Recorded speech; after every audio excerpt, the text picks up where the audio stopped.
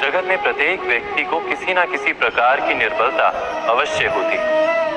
जैसे कोई बहुत तेजी से दौड़ नहीं पाता तो कोई अधिक भार नहीं उठा पाता, कोई असाध्य रोग से पीड़ित रहता है तो कोई पढ़े हुए पाठों को स्मरण में नहीं रख पाता। ऐसे अनेकों उदाहरण और भी हैं।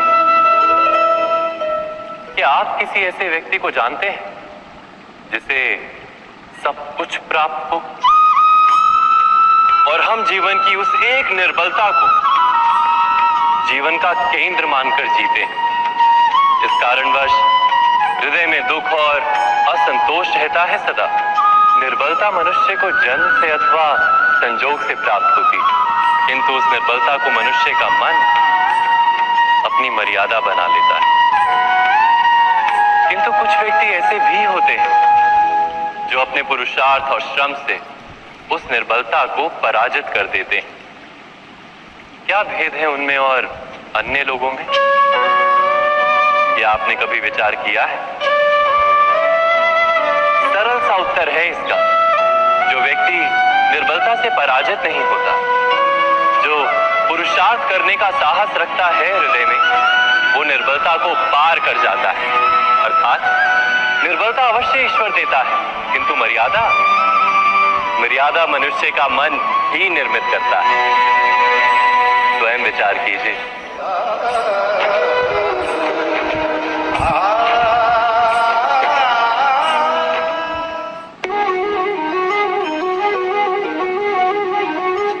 भविष्य का दूसरा नाम है संघर्ष।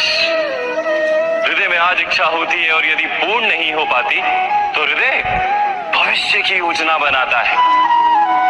भविष्य में इच्छा पूर्ण होगी ऐसी कल्पना करता रहता है, किंतु जीवन ना तो भविष्य में है ना अतीत में। जीवन तो इस क्षण का नाम है, अर्थात इस क्षण का अनुभव ही जीवन का अनुभव। पर हम ये जानते हुए भी इतना सा सत्य समझ नहीं पाते।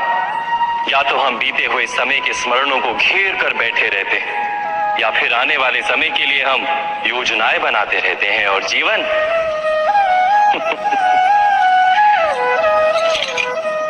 बीत जाता है।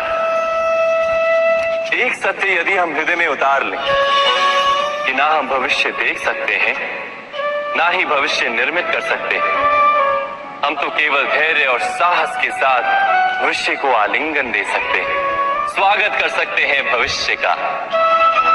तो क्या जीवन का हर पल जीवन से नहीं भर जाएगा? स्वयं विचार कीजिए।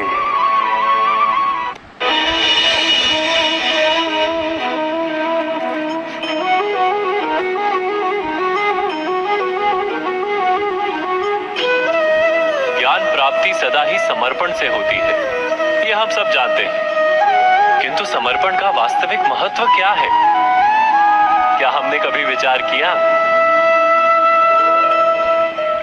मनुष्य का मन सदा ही ज्ञान प्राप्ति में विभिन्न बाधाओं को उत्पन्न करता है। कभी किसी अन्य विद्यार्थी से ईर्ष्या हो जाती है, कभी पढ़ाए हुए पाठों पर संदेह जन्मता है और कभी गुरु द्वारा दिया गया दंड मन को अहंकार से भर देता है। नहीं, क्या ऐसा नहीं होता? न जाने कैसे कैसे विचार मन को भटकाते हैं और मन की इसी अयोग्य स्थिति के कारण हम ज्ञान प्राप्त नहीं कर पाते। मन की योग्य स्थिति केवल समर्पण से निर्मित होती है।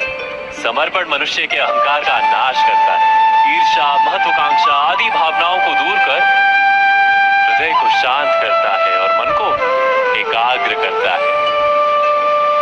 वास्तव में ईश्वर की सृष्टि में ना ज्ञान की मर्यादा है ना ज्ञानियों की। गुरु दत्तात्रेय ने तो गाय और श्वान से भी ज्ञान प्राप्त कर लिया था। अर्थात विषय ब्रह्म ज्ञान का हो या जीवन के ज्ञान का या गुरुकुल में प्राप्त होने वाले ज्ञान का, उसकी प्राप्ति के लिए गुरु से अधिक महत्व है उस गुरु के प्रति हमारा समर्पण। क्या ये सत्य नहीं? प्रत्येक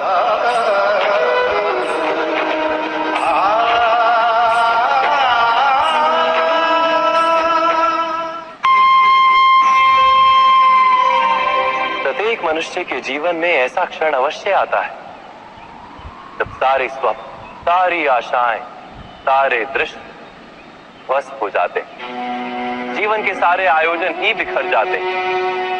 एक और धर्म होता है और दूसरी ओर सुख।